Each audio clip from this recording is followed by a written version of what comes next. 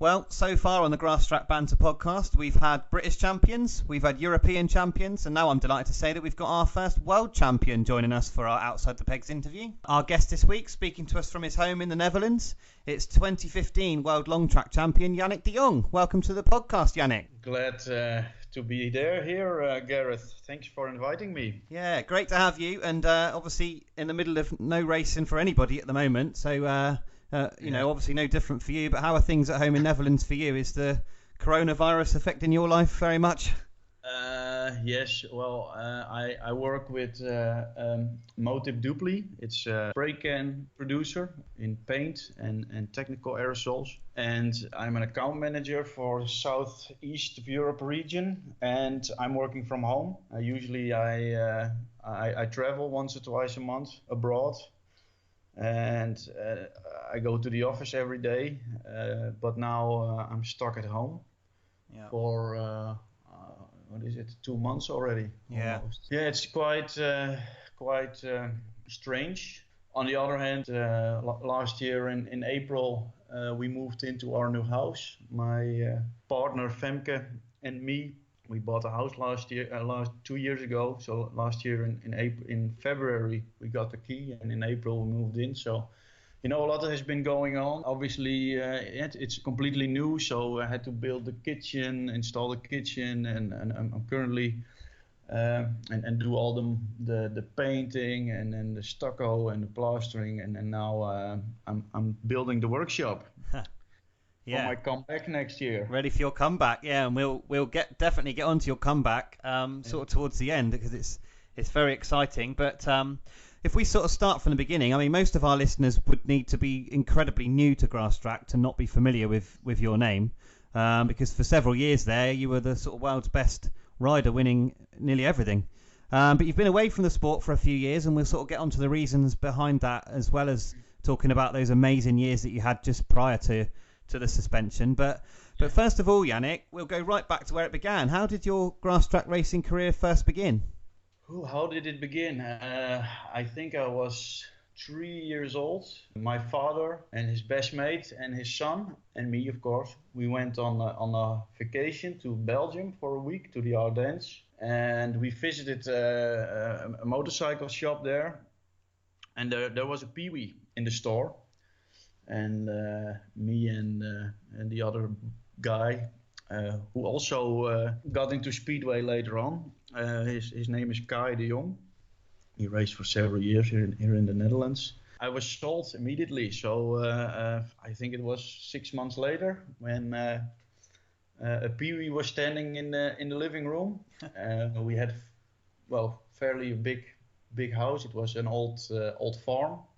We didn't have any animals, but we did have a small bit of land there, and my dad mowed a track with a lawnmower, and that was my first experience with motorcycles. So that was obviously sort of messing around on the farm. So when did the Grasstrack element come about? When I was 5, I did my first Grasstrack meeting in Holland on the 50cc. In Holland, we have 2 federations. Obviously, the KNMV, and also in the north of Holland there is a local federation. And in the early days there were I think there were 5 or 6 federations. I think probably the same in the UK. But Grasstrack racing in the north of Holland is quite popular. Yeah. In opposed to other motorsports, and there is a Grasstrack race every weekend on motocross bikes. Yeah, that's been done a lot here, and that's what we started doing. Me and my dad, or my dad and me, we went to Grasstrack meetings every weekend, and I did my laps, and I started on the 50cc's. Then after that, 60cc's, those were both automatic clutches, and no gear changing involved. So after that, 60cc with gear. So then I learned to handle the clutch. I remember when I got that first bike, I was on the driveway. We had quite a long driveway. My dad said, "Okay, just drive. So I released the clutch, but I released it a little bit too fast. It was like, the term whiskey throttle. So I did one of those, and I drove all the way down the driveway on my back wheel, not intentionally. So that was my first experience with that. And during that time, they started with the 125s, like the proper Grasstrack frames. And like in the UK, you have the schoolboy Grasstrack. Yeah. We didn't really have that here in the Netherlands. So at that time, I think it was 2000, no, earlier. I think it was 98 or something like that. Wow. 98. They introduced that class here in the Netherlands, and I was always very blown away by Simon Wick at that time. Yeah. He was riding with the Dutch license when I just started doing Grasstrack. So he was kind of my youth hero with his fancy bikes and the closed wheels, and that really made a big impression on me. Yeah, that was something I always dreamt doing, racing on the Grasstrack bike. So so we started with that, and then I was also introduced to Speedway, because Speedway you could ride with that motorcycle on both Grasstracks and Speedway tracks. The meetings were on both. So it was very good to learn how to slide with a bike with these kind of motorcycles. The good thing about it was that all the engines were the same. So you were not allowed to tune the engines. They were all from the same brand. Yeah. It was a Bajaj. It used to be a Kawasaki engine, but I think Bajaj bought the molds for the engine. So yeah, it was good fun. It was really an enjoyable time. I think I did it for about 3 years, and then when I was 12 or 13, I got my first 500cc stand-up speedway bike, Jawa 898, and we just started practicing speedway on speedway tracks in Amsterdam. I practiced when I was younger. I think that was still on the 125s. Then later on, that track was closed, so we had a track in Vledderveen. That was probably the only speedway track at that time where you could train on a speedway bike. Yeah, so we went there, I think, once every 2 weeks, and I just learned, to ride on a big bike, get used to the power of the engine. But yeah, that first time on the 500, that was something undescribable. That's that power that you experience, coming of course from a 125cc bike with 10 horsepower or something, and then going on the 500s, which probably that one bike would have had, I think, 60 horsepower. That was amazing. So I was very intrigued by that. So yeah, but I just started to learn more and more. And when I was 14, I started in the national division. That went quite well. I was Dutch champion in the first year, and then when I was 15, I was already riding in the senior class in the Netherlands. Yeah. So and when I was 16, I qualified for the Grand Prix the first time. So at that time, that was still you had to qualify in the same year where the Grand Prix was held. I think later on they did the whole challenge thing and everything, but I think at that time we still had to do semifinals. So you were 16 the first year. That first year in the World Longtrack, you were only 16. It was literally straight in. Yeah, I was 16 when I qualified, and the first Grand Prix I rode, I just turned 17. So. Okay, wow. I mean, that's down to track time. I'm guessing that you were able to get yourself up, but it's really listening to you now. It's really different to how things are done in the UK, and it's, our youth scene has been very quiet. There's not as many riders coming through at the moment, and it's a real worry at the moment in the UK. But I think it's even worse perhaps in Holland. But you sort of came through a time, and you said there that sort of 98, 99, the Dutch youth scene started, the schoolboy scene started, and there was a real push for lots of new riders. There was a lot of quick Dutch riders that came through. Mark Stickema, several others that all came through. So it was obviously a really good time for sort of Dutch grass track. But yeah, I don't know if it's gone very quiet there as well now. Yeah, after that period, yeah, some new young riders came up. They haven't been as successful as Dirk or Mark or me yet, Yeah. because you know what the future will bring, of course. Yeah, I don't know what is the reason behind the fact that at this point less riders are coming through. I think it also has to do with the fact that in the Netherlands, when you see the grass track scene, it's more focused on riding on a motocross bike, like Yeah. the flat track. But yeah, here they use like proper off-road tires, and yeah, I have to admit that the racing is phenomenal to watch. It's so close, it's so tight, a lot of overtaking, and there are 10 riders on the track at the same time, so Yeah. it's really enjoyable to watch.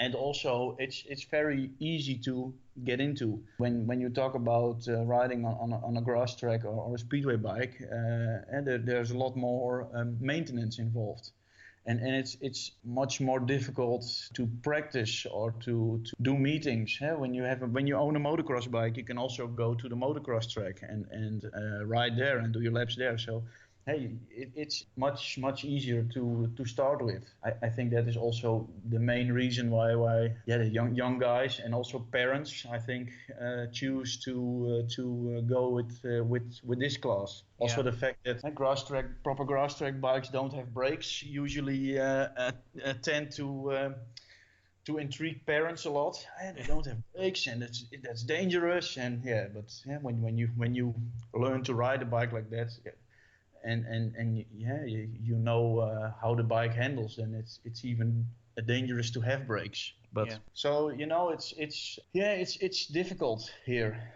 to get people enthusiastic for riding proper grass track bikes or speedway bikes for that matter. Yeah, we've got it's quite frustrating because in the UK we've got probably an awful lot more. We've got a lot more riders than anywhere else in France, Germany, or in Holland, and Yeah. we've got a lot more youth riders coming through. We've probably got about 12 to 15 really good, like highly tipped riders coming through the youth scene.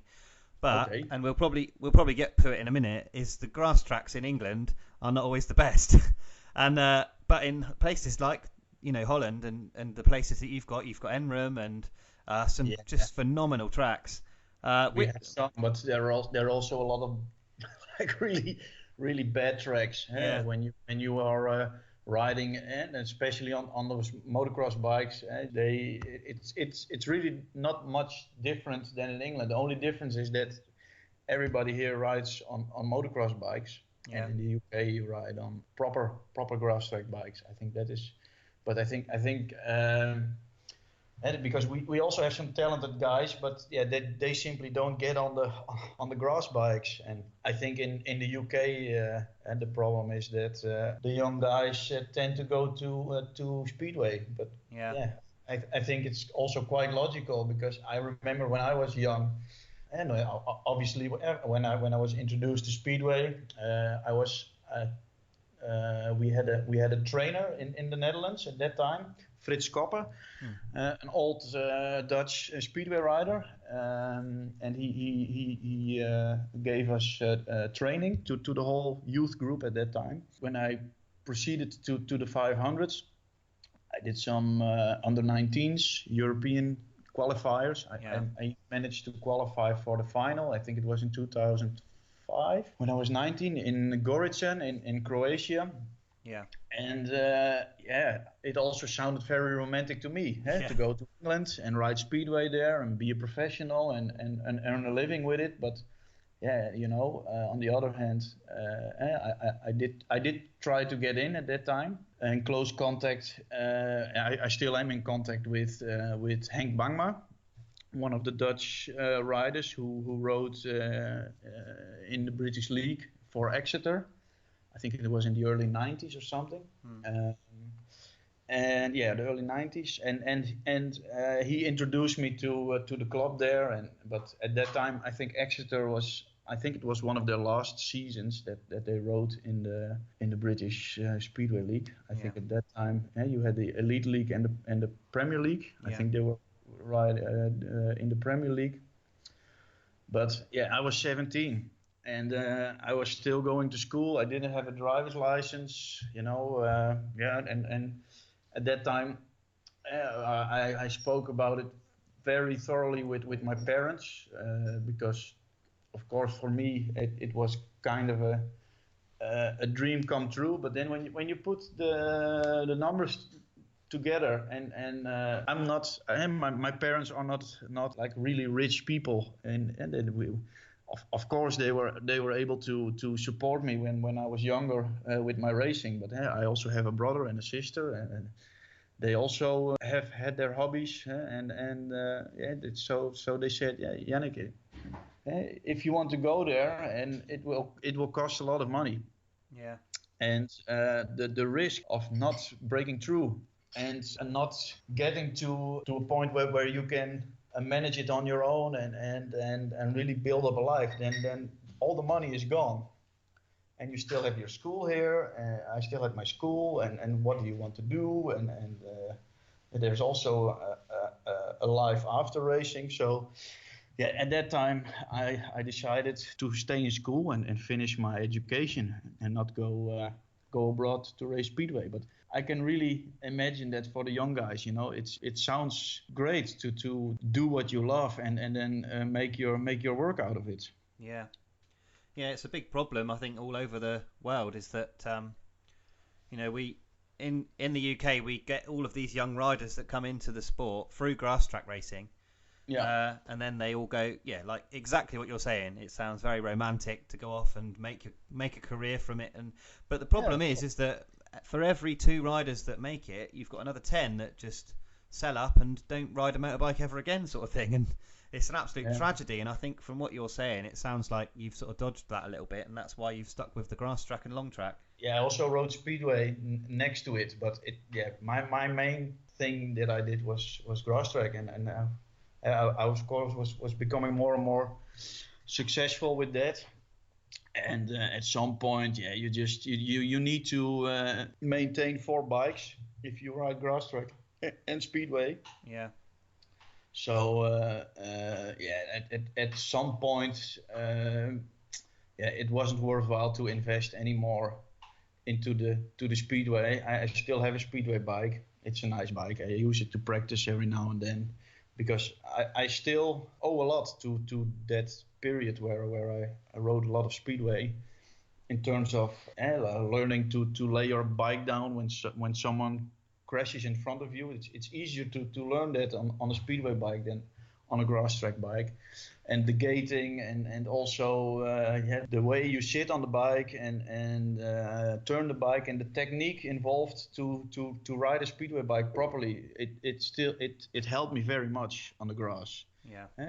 In terms of riding style, to have a good balance on the bike. And what you see a lot in these periods is the leg trailers, people that the guys that don't put their leg forward, and I never did that, and that I think that is that I owe to riding a lot of speedway when I was younger, and also, of course, it was taught to me that way by various people that helped me in my early days, like Fritz Kopper. So I think it is important for a rider to do it, and to become good on grass track as well, or to become better. Let's say it like that. So just finishing off with the Netherlands then. Which one of the tracks you've said that? Well, I mean, I perceive that there's lots of good ones. You've said, well, there's a few rubbish ones as well. Which one do you think is your favourite out of all of the Dutch tracks? I thought you were going to ask me what's the worst track. We'll stay away from that. No, I personally really like Enrum is a brilliant track to ride, of course. But there were also in the town where I live in Gorredijk, there was a track for several years. That was also a very nice track, very radius and good sized track. But I also enjoy riding in Roden. We rode here in Groningen on the horse trotting track, 1,000-meter track. Yeah, that's also awesome to do. So, Yeah. I think asking me what is your favorite track in the Netherlands, it's hard to make a choice. If you ask me what is your favorite grass track, then it will be Eenrum in the Netherlands. Yeah. And I think if you go outside of the Netherlands, my favorite grass track is Marmande. It's you have to be pretty brave at Marmande. It's a lot of people say it's the people that are willing to go in a little bit harder, I guess, a little bit braver, seem to be successful at Marmande. Yeah, it depends on how you look at it.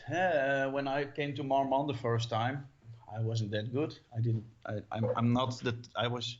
Yeah, maybe when I was a little bit younger, I took some stupid risks. But I think after my 20s, or after I turned 20, that young foolishness was out of my system a little bit. Yeah, I think that when you go to tracks, you need to learn them first to be able to ride them properly. And the French tracks are there's something special about them. Hey, when you come to a French track the first time, you're usually rubbish the first time, and then you have to get into it. You have to see where other riders are going and how they're riding the track, and then you get more experience, and then you gradually improve yourself. Yeah.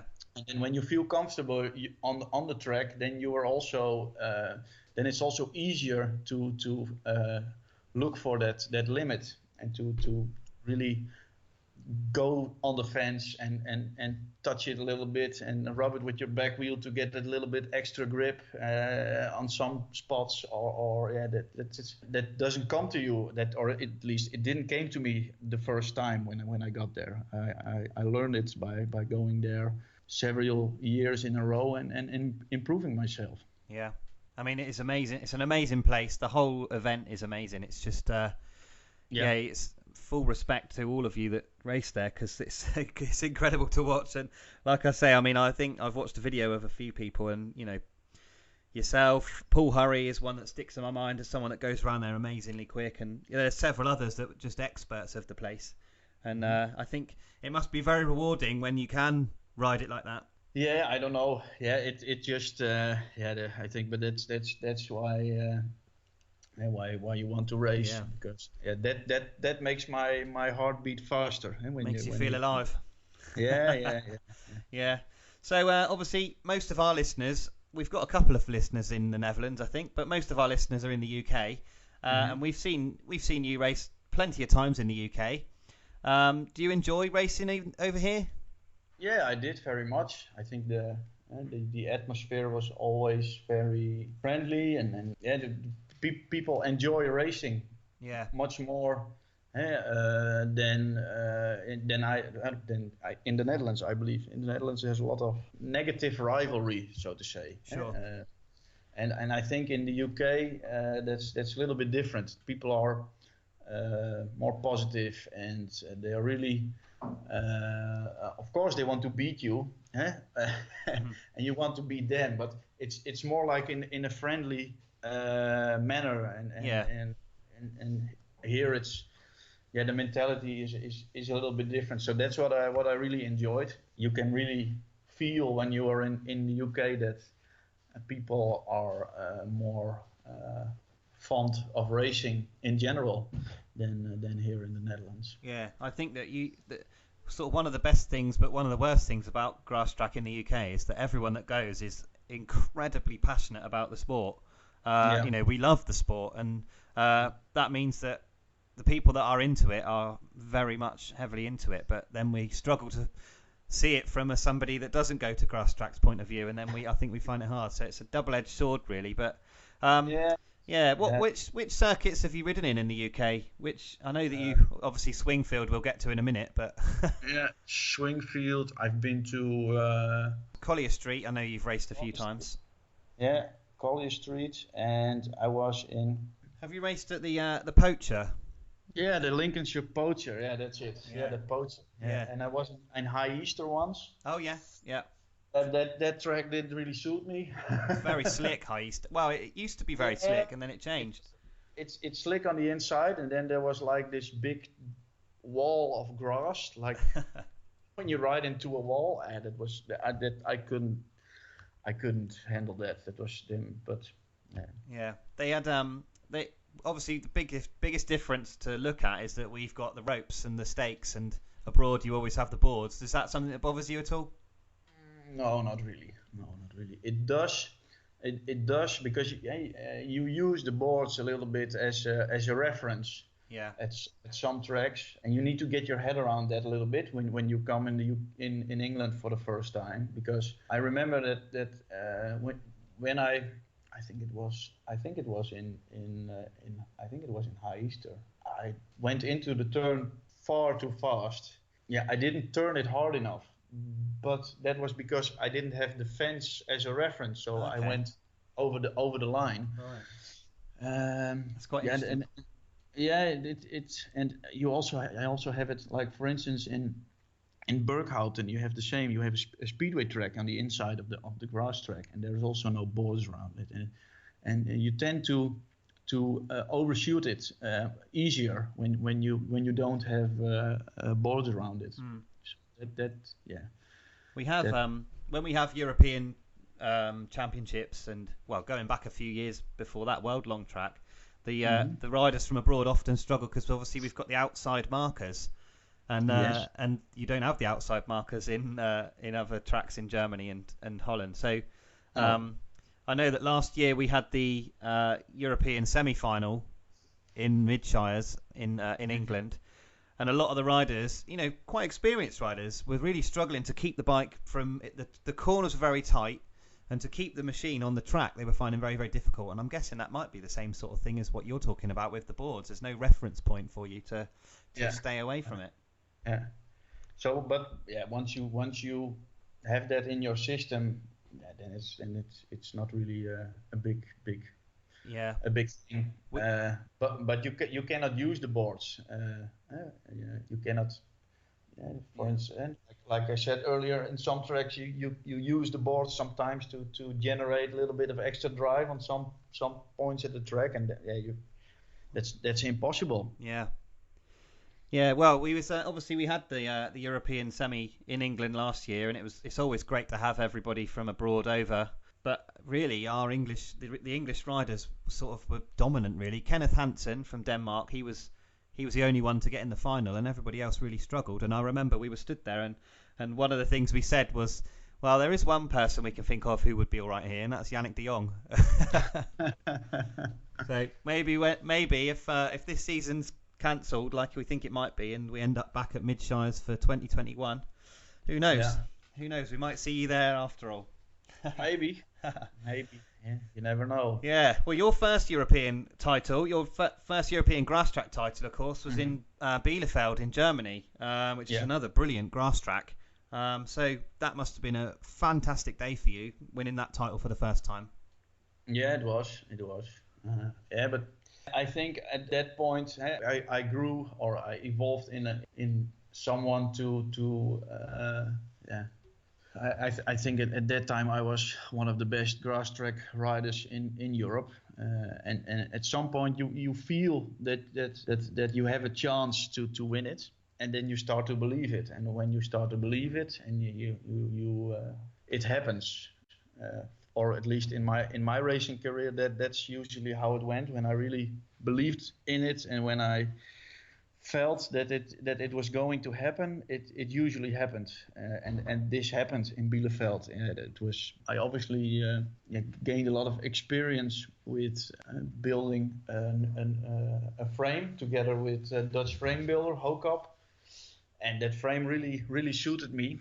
I worked together with them and my mechanic Appie van der Honig on this frame, and also with my engine tuner BVE, and together also with my mechanic. We always tried to improve, and we were always talking on how to get things better, and I was always thinking about how can I improve the bikes, and I was always in the workshop trying to make things better, and all these pieces of the puzzle they just fell together there in Bielefeld, and it was very rewarding that all that hard work and that it finally paid off. So that was really it was a great experience. It was the turning point, I think, because up until then, I mean, you'd sort of steadily become a top rider on the European scene. You know, you'd been around in the Grand Prix for a while, and but never really looked like winning it. And then suddenly that season, that 2013,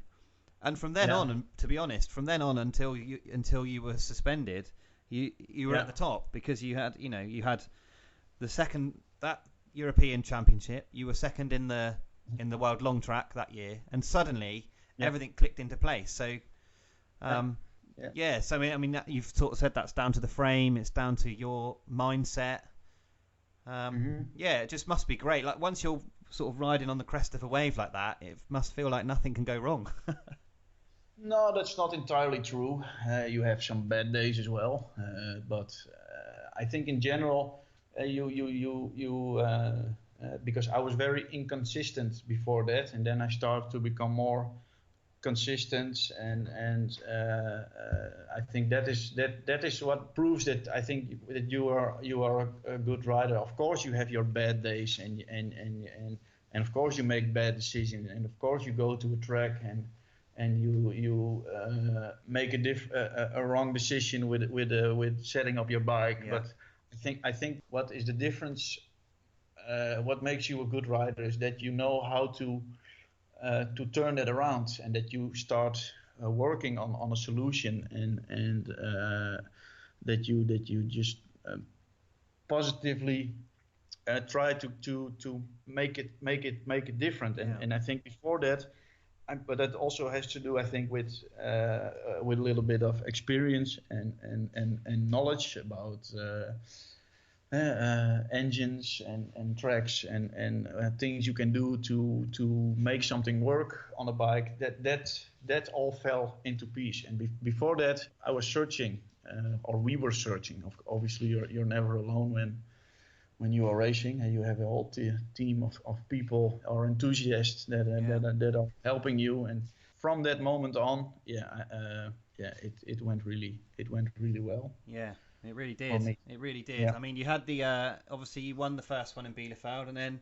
well, you said you liked the French tracks, and Saint-Mégier you won the second European title, and then you did what nobody's ever done before, and defended the title for a third time on home turf as well in Staphorst. So the third win must have been, well, I don't know, which one was your favourite win out of the three?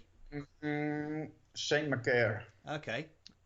I think that is still one of the best meetings I ever rode in my career. Yeah. What was it about that meeting then that? I something funny that what makes it a little bit more special, I think, is when we got to the track that morning, we unloaded the van and everything, and took the bikes out and set up the clutches and everything, put it together, and we went to the scrutineering, and then we got back. And obviously in France, it's usually quite hot when you go there for a race in the summer. Yeah. And I usually had my cooler that I could hook up to the generator to get my drinks cooled. So I was a little bit in panic because I forgot to unload it and put it on the place. So I went into the van and I took it out. It was always between the two front seats. I don't know. I think I must have been in out of balance or something like that. But I went through my back. I'm not sure whether you call it like that in English. But something snapped in my back, and my back was absolutely killing me with pain. I almost couldn't move anymore. So I remember that Henry van der Steen, his girlfriend Laura, she massaged me in my back, and I put something on there, and all I did that night was I just sat on the bike, and I got from the bike onto my chair, and I almost didn't move, but I was so concentrated because of that. I was so into my mindset was so unbelievably concentrated. That was really it might sound stupid, but I think that could have been the reason why I was so I was performing so well that night, because all I thought was I have to focus on my racing, and not on the pain in my back, and I think that is why maybe it went better, but that was still one of the best races I think in my career. I also had it a few years later in I think it was in Marmont. It was a very horrible accident from Cameron. I think I was in third position or something. I overtook Richard Hall. He was in front of me on the inside in the pit turn in Marmont, and I overtook him on the inside. But when you overtake somebody there on the inside and you go, you're so fast. The track takes you out to the outside because the of the shape of the track. And I overtook him on the inside, and I was pushed to the outside a little bit, and at that moment I saw Cameron crashing in front of me.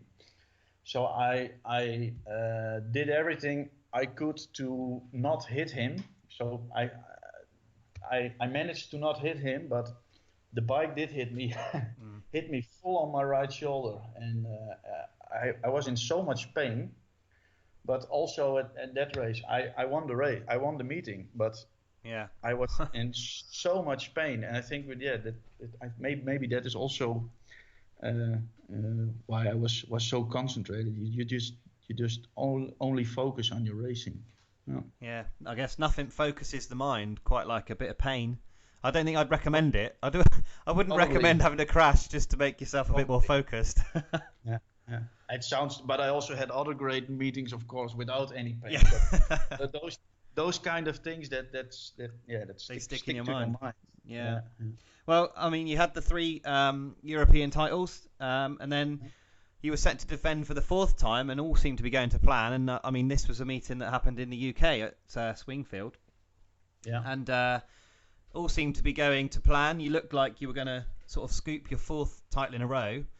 And then you were excluded from a first bend incident, and even James Shanes went on to win the meeting, and it was brilliant. As an English Grasstrack fan, it was obviously fantastic, but I think even so, we were robbed of a duel between the two of you, and nobody could really fathom why you'd been excluded. Me neither. The referee said that I should have closed the throttle. Yeah. That was his opinion. I think it was just a racing accident. And 6 guys all wanting to be in that turn first. Yeah. And it's a European final, so everybody's just trying to push themselves forward, and I think I was victimized a little bit, but on the other hand, if I would have had a better start, then I wouldn't be in that position. So and to be honest, I couldn't really get into the proper mood at that day, and I had a lot of difficulties getting out of the start, and we tried a lot of things, and I just couldn't really get the bike to work, and I couldn't get my head around it quite right. So I think I would have probably lost to James at that day anyway. But we'll never know it, because I was I was excluded. But I do think that he was stronger that day than me. Yeah. Well, I mean, he had a strange journey to the final. I mean, it was almost like a movie. But just thinking about yourself, I mean, the only sort of thing that came from it afterwards is, everyone was really, even the British fans were sort of upset to see that you'd been excluded from the race. But the way that you handled yourself afterwards was really quite commendable. I mean, we've seen a lot in Grasstrack, people having tantrums, and you see it on the speedway that people get very cross and abusive, and they're quite rude to the referee. But the way that you handled yourself in that situation was sort of, it surprised a lot of people, and I think earned you a lot of fans, really. Oh, thank you. That's a great compliment. Thank you. Yeah, well, And that's something that I learned later in my life. Yeah. In the job, you have the circle of concern and the circle of influence, and you should only worry or get mad or stress yourself about things that you can influence, and things that you cannot influence. Well, it is what it is. Yeah. And the main thing is, and I think that's also something that was really taught to me by my mechanic and his wife, Appie and Ali. They were really because he used to race sidecars and solos also. He was a very good sidecar driver in his days. They were always saying, "Okay, Jannick, yeah, well, it happened, but we can't change it anymore." And yeah, let's move on to the next race. Let's prepare ourselves on that. And I think that is. Yeah, that was very a worthfhile lesson or very worthwhile guidance to me, and I think you would just have to accept it at that point. Yeah, very easy to say, but commendable that you were able to do that, really, because it's a real good lesson actually for any young riders that are listening, because it is, in the height of all of the the adrenaline, to be able to handle yourself in a calm manner is very, very difficult. But so that was the European, but of course the World Longtrack Championship, after having a couple of runners-up positions in 2013 and 14, you scooped the title in 2015. A brilliant season for you, but obviously the win at Morizet's, again in France, I guess, must be the highlight of the season. But must have been amazing to be World Longtrack Champion. Yeah, it was, and the year before, at that time, Eric Riss was also still riding long track. So the year before, me and Eric were also first and second. Yeah. And that time the final was in Muldorf, and I was going into that final leading him, and I could really feel the pressure, and I just succumbed to the pressure, I think, on that day. And in Morizet, I think it was turned the other way in my favor, because I was going into the final. I think I was 8 points behind or something like that. Right. And I was really feeling good. The bike was really working well. That engine, I think that is also the engine where I became European champion on in 2013 for the first time. It's a very special engine. Yeah. And that just really, it works brilliantly. It's always like of course you have some other engines, but if nothing worked, then I could also always grab back to that engine, and I could always rely on that it worked and that it went.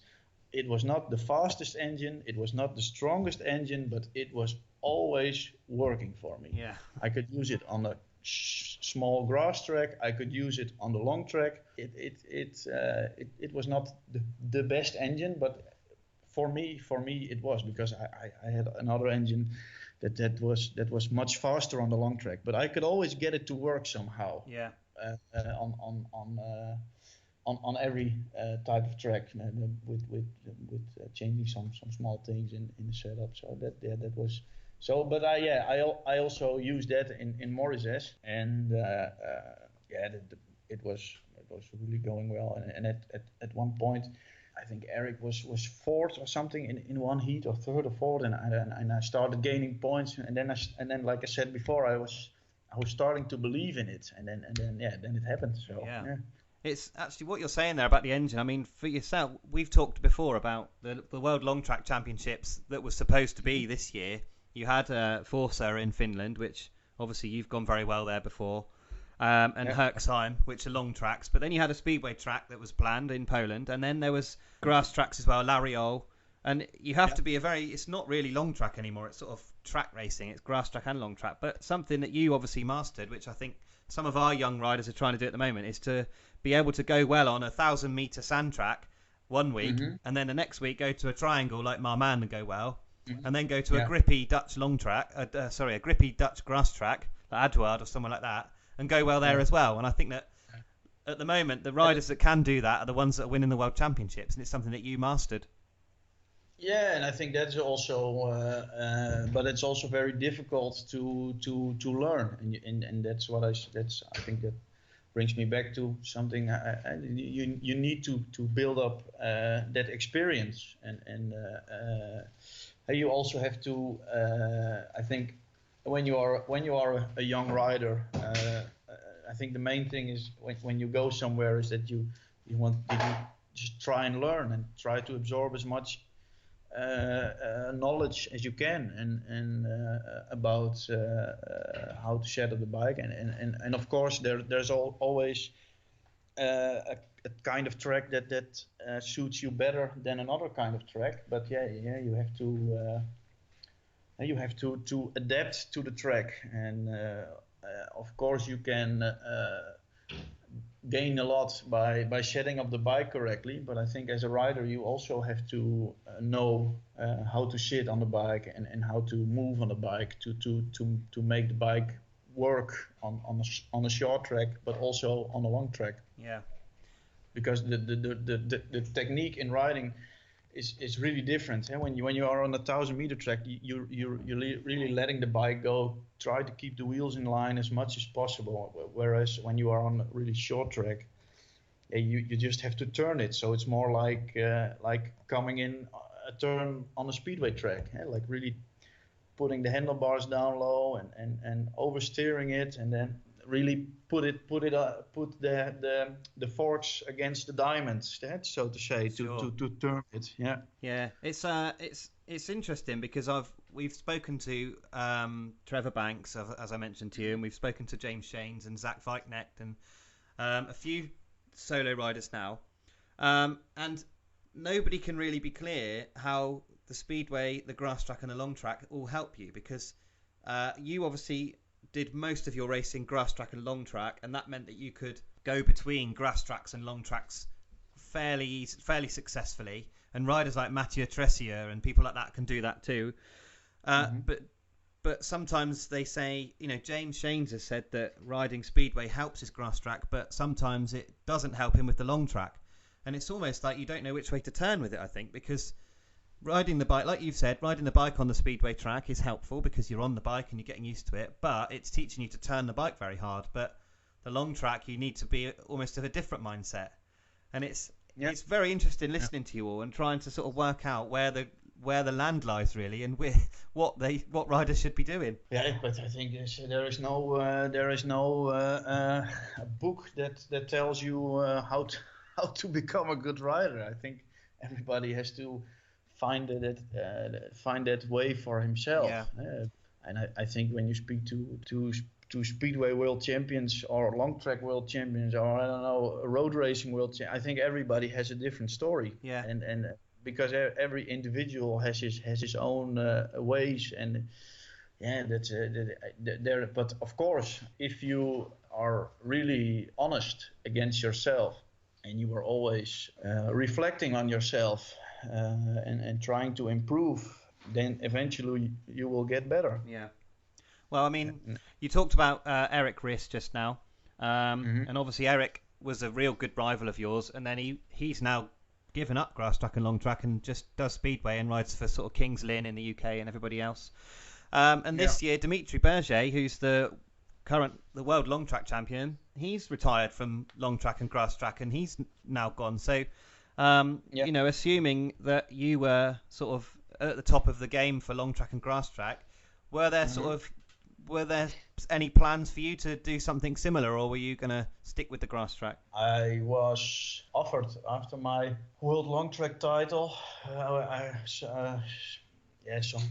was telephoned by Henny Kruse.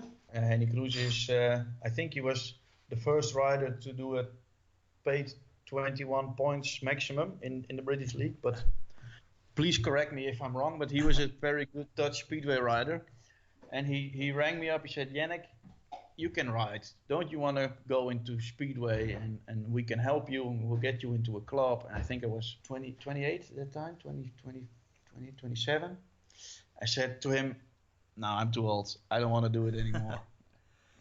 No, at some point, I have a life here. I have my friends. I have my partner, my Femke, my family, and I have a job. I work for a very nice company, and there's more in life than riding circles. Yeah. And I guess and that's everybody has to decide it for themselves, because a lot of people also told me, Eric Risch, why is he quitting with long track? He should do a long track because Speedway, but it's very difficult and to get on the top. But I always think, but if somebody wants to do it, it's his choice, and if he's happy with the choices in his life, then I think that's the most important. Huh? Yeah. And I think in the case of Eric and Dimitri, if they want to make a living out of Speedway, who are we to judge them? Sure. Yeah. And as long as those guys are happy with that, then nothing but support, I think. Fair enough.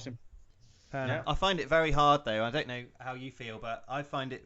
I mean, it's always sad, really, to see riders going. It's a pity. It's a pity also for the sport, because those guys lift the sport to another level, and if it involves something that you love, and I think in this case, and that's obviously the case, because if it weren't so, then we weren't discussing it right now.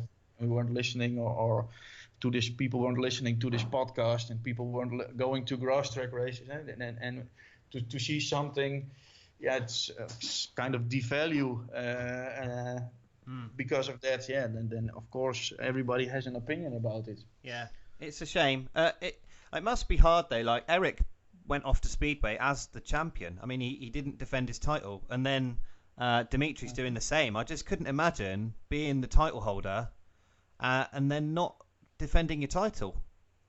Yeah, maybe they're scared that I'm coming back now. No. That's kidding. What it is. Yeah.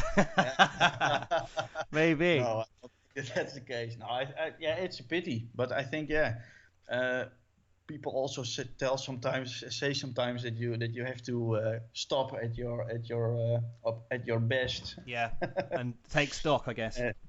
And I think they can always come back to Grasstrack. Yeah. And what I really, because what you really see the last years is that also guys from in Scandinavia are riding long track and Grasstrack more and more. And I think the reason for that is I think at some point in life, when you are racing Speedway and you're traveling the whole week, and I think at some point there's also something else you would like to do. And I think if you have a job or something, Grasstrack is much easier to combine with a full-time job than Speedway. So I spoke to some guys that from Sweden, for instance, on meetings in the Netherlands, that said, I have a job now. I simply can't race Speedway anymore because I have to go to work. But I still want to race. So that's why they decide to go to Grasstrack. So I think that is also a development that I think is quite positive and might help us in the future. But I think it's a shame that guys are leaving. But on the other hand, I think if you are a professional Speedway rider and you want to make a living out of it, then I think it's best to do it, because then it will only it's not cheap to maintain two Grasstrack bikes. No.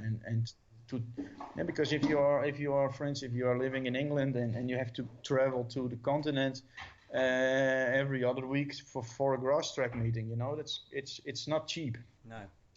So from that perspective, I can really imagine why those guys are making that choice. Yeah, yeah, it is a shame. And obviously Eric left the sport around sort of 2017 sort of time, and Dimitri's now gone as well. And right in the middle of that, of course, your suspension came, and that's sort of what we're going to talk about now. Yeah. Sort of 2017, many of us really were sad to hear that you'd tested positive in a doping test, in a random doping test. That's right.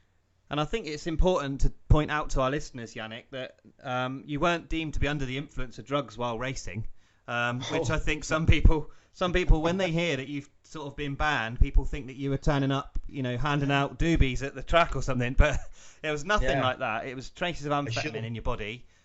Maybe I should have done it, but then I would have had the most out of it. No, I'm just, I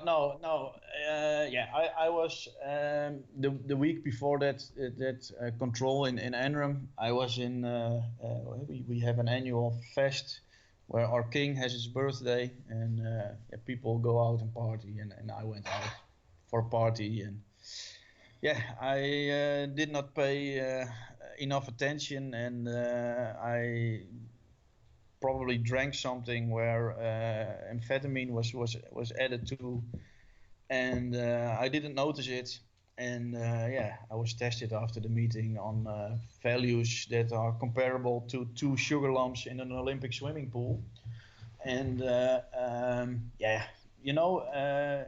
if you have ADD and you take Ritalin, you also have amphetamine in your system, but then you're allowed to because you have a medical clearance. So, it was, the word doping is simply a very heavy loaded word. And then people think about cyclists that are hanging on a bag of blood, trying to put more red blood cells into their system to recover faster when they had a heavy ride. But that's it. In this case, it was fairly innocent, but with big consequences. I think that's what what I want everyone to understand who's listening is that it's something that can really affect the way that people view you. Which is it's not really fair, is it? I mean, up until that point, we thought of you as a world-class racer. We all in the UK remembered the way that you acted with the whole incident at Swingfield, and it sent shockwaves because it can change your perception. And I don't want, if nothing else from this interview, what I want people to realise is that it's an innocent mistake, but you weren't putting anybody in danger. No, of course not. No. I even have a video of that race. I spoke with Mitch. I think it was 2 weeks ago, because at that meeting, I think it was the second heat. I got off the start in the first turn. My steel shoe came off. It was hanging on the ladder strap, and it was like kind of bungling behind my left leg, and I think I was coming out of turn 4 in the first lap, and I had the bike in balance, and I put one hand off my handlebars, and I just took the steel shoe from my left foot, and I tried to throw it on the inside of the track. I was eventually disqualified for that, but I think when you are completely doped under of any substance, you probably will not be in a state where you will be able to do that. No, definitely not. But obviously, as you said, it had massive implications, and it must have been, that was 2017, and we're now 2020, so we're 3 years on. It's obviously been a really tough time for you. And especially in the beginning, it was tough, because you have your whole life is evolving around racing, Grasstrack and Longtrack, and not only mine, also the life of other people. My parents, my partner, wife, know how to call it. We're not married, but we have we are officially together. You have your mechanics, and you have fans, and you have sponsors, and then people are really invested. Yeah, but they also scheduled in their lives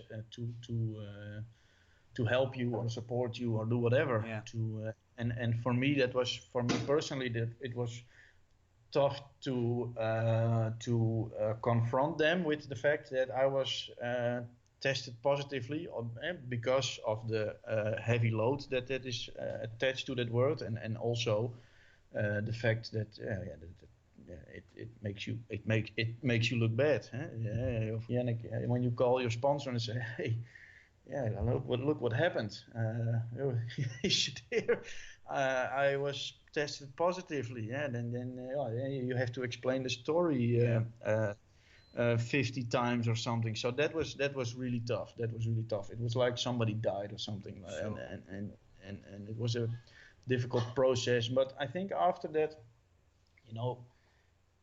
there's more to life than racing, and even though this is not a really nice way to not being able to race anymore, it did force me to invest in other things in life. And so my working career, my family, my friends, my future, basically, because. Let's face the facts. When you are involving your life around a sport that costs more money than it brings you, is that a future? Yeah. And I think it also brought me a lot of good things. I have a good job now. I have a nice place where I live. I'm happy to announce that we are expecting our first child in August. Congratulations! So, thank you. Yeah. So of course it's terrible, and you wished that it didn't happen, but it happened, and you cannot hide from it. You have to face it, and you have to continue with your life and try to make the best out of it. And I think I realized that quite quickly. Although the first 6 months were I was a little bit I was quite depressed about it. That's true. And but like I said, I think I got out of it stronger, and I do miss the sport, but I'm also quite glad that I had the time to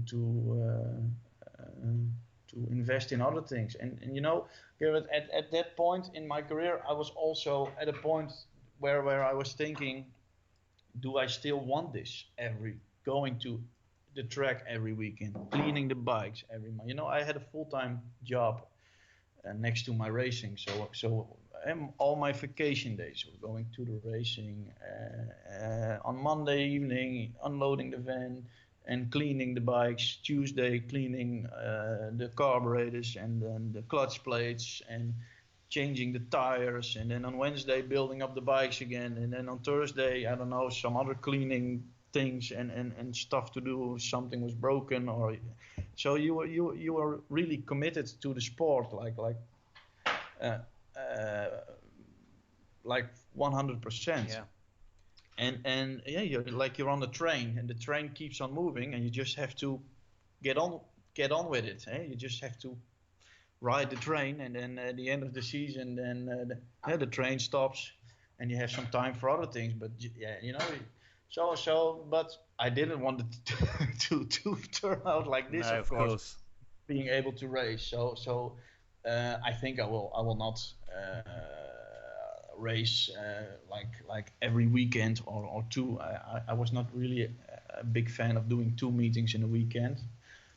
If the meetings were close to each other, then I would consider it. But you also see guys driving through the night to get to a meeting the next day, and I was not really a big fan of that. So So I never did that, but I think I will probably do less meetings than I did before. I think I did almost 25 to 30 meetings every season. I think it will be maybe 15 to 20 tops. The comeback is on, basically. It's 2021. And... Yeah, definitely.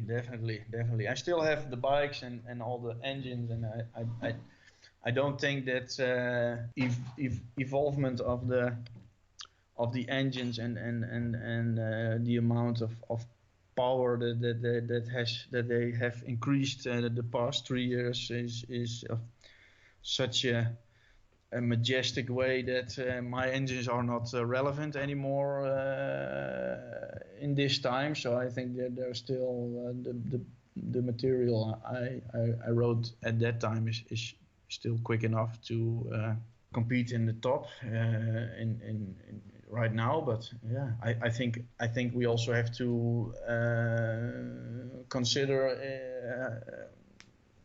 if there will be many meetings left in after this whole crisis is gone, because I think it will be tough for a lot of clubs to get back on their feet and organize again. A lot of companies have been hurt. Companies that sponsor clubs or meetings and riders. Yeah, I'm not sure if they're all willing to support everything again. So I think it will be a difficult period next year for the sport. Also taking in consideration, of course, that it's not a sport that is that draws a lot of attention in the media and in the press, and in that way there's not a lot of money generated through the sport. So yeah, we're really relying on enthusiasts and people that love the sport, basically, for it to endure and survive. Yeah, it is a worry at the moment, but it's sort of the not knowing. I think that's the worst thing at the moment, that nobody really knows what's going to happen. But yeah, we've talked a lot about it on the podcast, about what's going to happen from here, and yeah, it's very difficult to say. I think that the biggest, I think that the ones that are going to struggle the most are the ones that run the big high revenue meetings, you know, the big European meetings, and yeah, it's easy enough to get a field and run a club meeting, but yeah, it's a real concern for going forward with the sport, really. But yeah. Hopefully, Jannick, we'll go back to some sort of normality, because I know that lots of people are bursting to see you back on the track, and you must be bursting to get back on the track as well. Yeah, I have been back on the speedway bike a few times. Yeah. For a few practices. So yeah, that felt really good. That was really nice, and I'm looking forward to go back on the long track bike as well. But yeah, we will see what happens. Yeah. Thank you very much, Jannick. It's been amazing talking to you. Our first world champion on the Banter podcast. Okay. Thank you very much, Jannick. Speak to you soon. Bye-bye. Bye.